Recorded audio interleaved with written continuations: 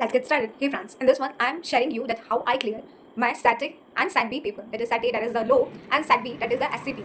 So earlier also I shared my strategy that how I actually clear my sat A and sat B. So that was actually a detailed strategy video and individually I made for sat A and sat B. But in this video I am trying to share you few more things. My concern regarding the sat A and sat B, as you saw in as you if you are able to relate your September 2025 paper to the weightage of sat A and sat B in IBS paper is around 30 to 35. So you may probably clear your SAT and SAT B paper with minimal effort. But for IBS, either you have to prepare individually more, otherwise you need to devote the time whenever you are preparing for your SAT and SAT B itself. Because you will not get time afterwards when you already done with your SAT and SAT B paper and you already cleared that one. So according to me, what happened? So I prepare my SAT B comprehensively from the study material, and even I used to practice the practical sums as well, like divisional transfer pricing, like standard costing, and otherwise so other topic are practically tested in SAT B paper also, but the bigger sums are tested in IPS. So one thing a student need to do these days, that is to prepare comprehensively that SAT B altogether with IBS.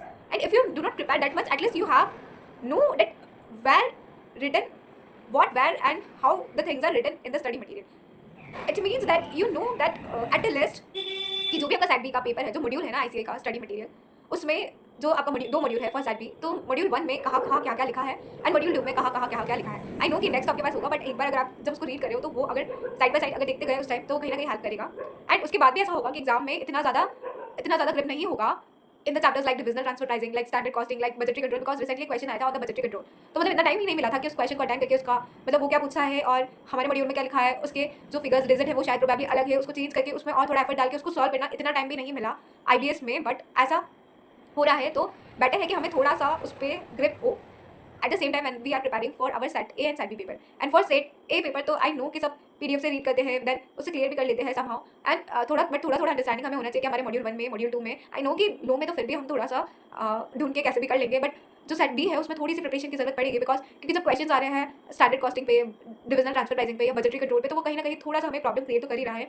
And low के लिए भी हमें थोड़ा सा understanding हो जाए तो better है. बिकॉज जैसे कि डायरेक्टर वाले चैप्टर है, जैसे कि क्वेश्चन आया था इंसॉल्वेंसी बैंक्रप्सी से, if I am not wrong September 25 में डिस्क्रिप्टिव क्वेश्चन में टेस्ट भी हुआ था, IBC से रिलेटेड कुछ क्वेश्चन था एंड ऐसा करके. तो detail strategy I already share and I actually what happen. So मैं जब मैंने स्टार्ट किया था द SAT B पेपर तो मुझे थोड़ा कॉस्ट से फियर था, कॉस्टिंग फियर. तो मैंने क्या किया था कि मुझे कोई रिस्क लेना ही नहीं था कि मैं पहले दूँ फिर वो नहीं हो और ऐसा. तो मैंने उस टाइम तक कोई PDF भी नहीं था मेरे पास, उस टाइम तक मार्केट में आया नहीं था, बिकॉज मैंने SAT B जो है वो काफ़ी पहले दे दिया था. तो मैंने क्या किया था, सिंपल स्ट्रैटेजी दोनों मॉड्यूल उठाए थे और लाइन बाय लाइन पढ़ना चालू किया था. एंड SAT B में ये एडवांटेज था क्योंकि वो प्रैक्टिकल सब्जेक्ट है, तो उसके जो सम्स है वो मैं करती थी, तो थोड़ा ऑटोमेटिकली इंटरेस्ट आता था. जो थ्योरेटिकल चैप्टर है उसको भी पढ़ने के बाद मतलब मैं ऑनली रीड ही करती थी, बट मुझे जितना समझ आ रहा था उतना वैसे और सीक्वेंस में SAT B तो मुझे अच्छे से आ गया था. फिर SAT A में जरूर मॉड्यूल को रेफर करने से बात नहीं बन रही थी.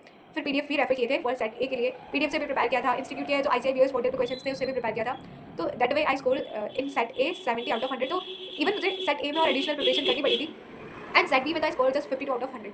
But my concern is with regarding the SAT A and SAT B is that we need to prepare this days in a comprehensive way, because कहीं ना कहीं IBS में जाके प्रॉब्लम क्रिएट हो रही है. एंड जरूरी नहीं है कि अगर मतलब प्रिपरेशन के बाद भी आप उसे अच्छे से टैकल कर पाओगे, हो सकता है, बट हम थोड़ा सा रिस्क कंसिडर करते हुए उसे थोड़ा प्रिपेयर कर ले. तो दिस इज माई कंसर्न कि हमें उसे कम्प्लीटली इग्नोर नहीं करना चाहिए. बिकॉज कुछ चैप्टर में हमें जाके आई नो कि वो ओपन बुक एग्जामिनेशन है, अगर कहीं आया तो हम देख के उसे लिख लेंगे, बट वो देख के लिखना भी बहुत ज़्यादा प्रॉब्लम क्रिएट कर रहा है कहीं ना कहीं. और जो सबसे बिगर चैलेंज है वो है वहाँ पे टाइम. तो टाइम मैनेजमेंट का बहुत ज़्यादा इशू हो रहा है.